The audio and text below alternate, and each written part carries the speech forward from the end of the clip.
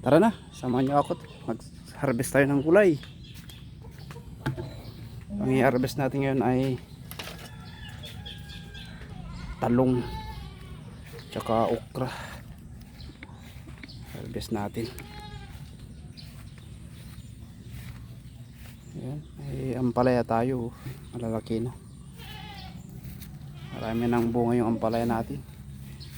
Kinagat ng fruit fly yan, pero yung pinili ko lang yung malinis na bunga. Hindi ko na binalot yung iba, malalaki pa yung bunga. Yan, malalaki na yan. Kinagat ng fruit fly, kaya yung maganda yun ang binalot natin para pang binhi. Tapos yung natin mga talong, malalaki na yung talong. I-harvest na natin to pang torta. I-harvest tayo ng talong. Aray, pisak na. Malaki malaking bunga. May mais din ako dito. Ayan. Mag-harvest ng pangulam. May bunga. Mahaba rin to. Nakalibre ng ulam. Mahaba kaso lang kinagat ng fruit fly. Ito malaki din.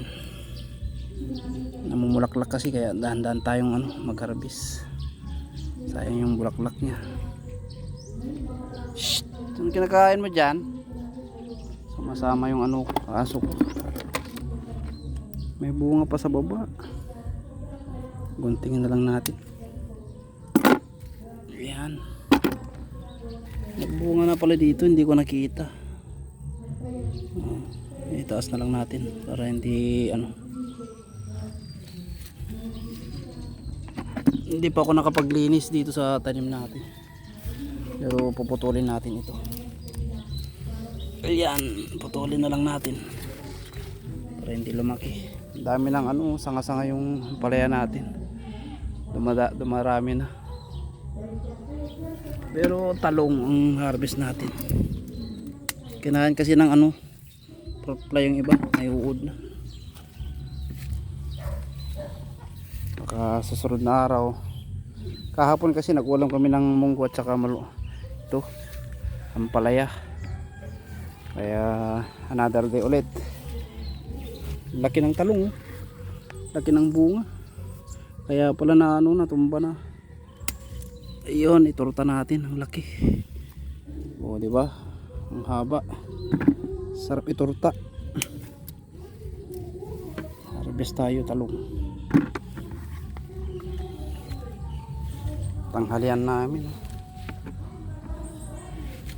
Ito, binhi natin. Unang bunga yan, binhi. Gagawa tayo ng palaka karag.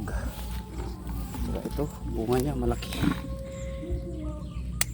Yan ang torta natin. May patula din lagyan ng miswa. May bunga na siya, isa, dalawa.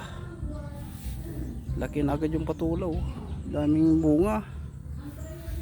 Yan, bilis nilang lumaki. Kahapon lang to, lumaki na agad. Isang buwan pa lang sila. Kaya mag-harvest tayo ng sitaw. Yan, dami sitaw ngayon. Malalaki. Malalaking okra muna kukunin natin. Mag-harvest tayo ng okra pang ulam natin. Bawasan natin yung sitaw at ipakain natin ng manok. Pag ganito, pwede natin ipakain sa mga manok natin. Ayan, maraming bunga siya. Mga ganito pwedeng ipakain sa manok. Ito, binhi ko na to, hindi ko na kukunin. Ayan, mahaba naman siya. Pero yung mga ganito lang, mga reject, pampakain natin sa manok. So ayan, mais na tayo. Ang haba sitaw. Mahaba yung sitaw, pang binhi talaga. Bibinhin natin yan. Mahaba yung bunga. Yung kamatis ko rin ay namumunga na rin. Sabay-sabay sila. kamatis. Namumulaklak na yung mga kamatis. Ayan.